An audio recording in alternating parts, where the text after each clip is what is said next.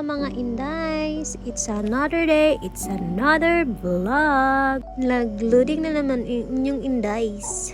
Hindi na naman siya kasabot sa kanyang gibati. Sisimulan na naman natin ang ating araw. Naglalakad na pala ako papuntang tindahan.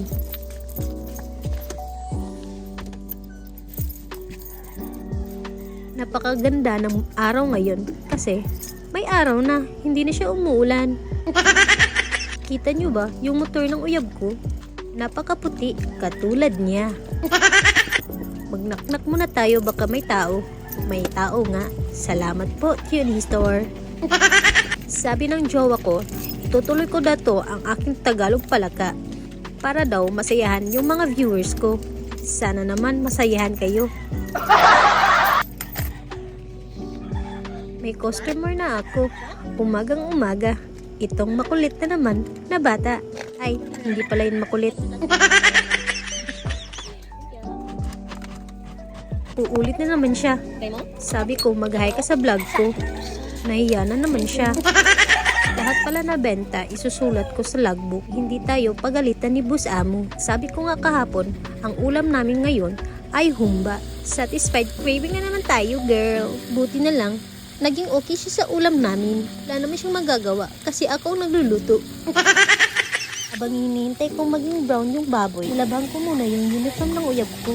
Matuwa naman siya. Tuwa kaya siya? Balik na naman tayo sa niluluto ko. Nag-brown na pala siya kaya nilagay ko na lahat yung mga lamas. At yan, malapit na siyang maluto. Kakain na kami mamaya-maya. Gusto ko sana yung sabaw, malapot. Kaso, hangol tayo ng sabaw eh. Kaya ito na lang muna. Tudis!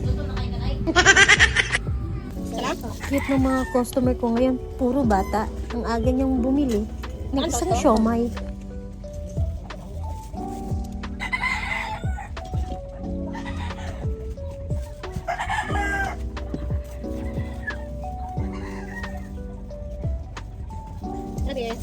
Thank you. Nanood tayo ng replay ng Sigaboo. Idol ko pala yan. Napaka-astig. Kasi siya lang yung character na hindi namamatay. Nabubuhay. Nabubuhay. Siyang nabuhay. Kasi iring siya. Shumiming. Maya-maya, nag-prepare na ako ng ulam niya. Yun pa rin yung ulam namin. Yung baon niya. Wala pa rin siyang magagawa. Kasi ako ang magluluto. Dito sa kanyang tiyahin. Bigyan niya ako ng reviews. Sa vlog ko kahapon, pinanood namin sa TV. YouTube pala. At yan ang nagre-reaction nilang dalawa. Nag-order na ako sa kanyang baon. Kasi kailangan niya mabusog. Ang hirap kayang magtrabaho nung walang pagkain.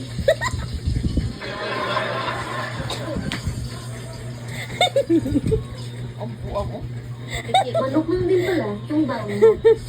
As you can see, kinuha ko yung mantika kasi ayaw niya yung mantika. Makakaano daw yun. Nakakaano nga ba? Itong pinsan ng jowa ko, may malaking samin sila. Pero dyan talaga siya nagsasamin. Okay lang ba siya? Palagay niyo.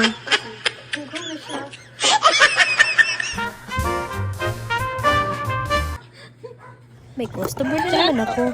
Kaibigan ito ng jowa ko. Silingan lang kami.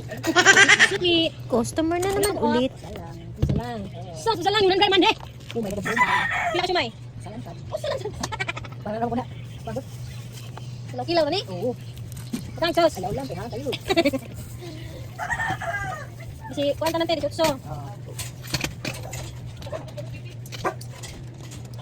82 sukli, 50, 70, 82. Salamat.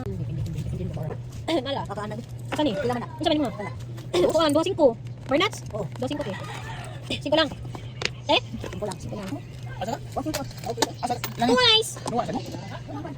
Ganas tayo ngayon. Correct? Sunod-sunod na customer. 38 na nanday.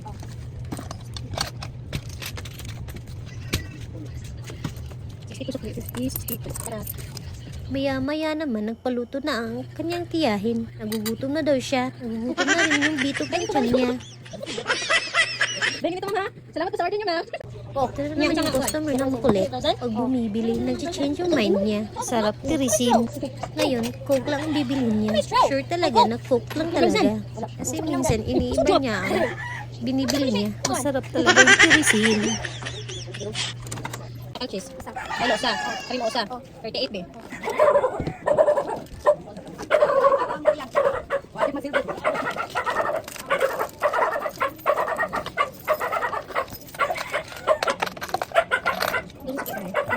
Ngayong wala pang customer, magmamaganda muna tayo. Dahil wala na naman tayong pilok.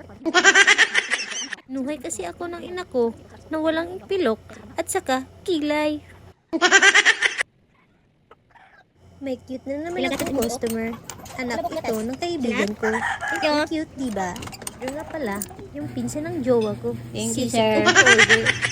At ito pala ang hapunan ko. Nagluto lang ako ng tortang talong, saka bumili ako ng Hungaria sa kaibigan ko. Kapitbahay lang pala kami. Yan lang ang ganap ng aking araw ngayon. Magko-close na ako. Sana'y nagustuhan nyo ang video na ito. Susunod ulit.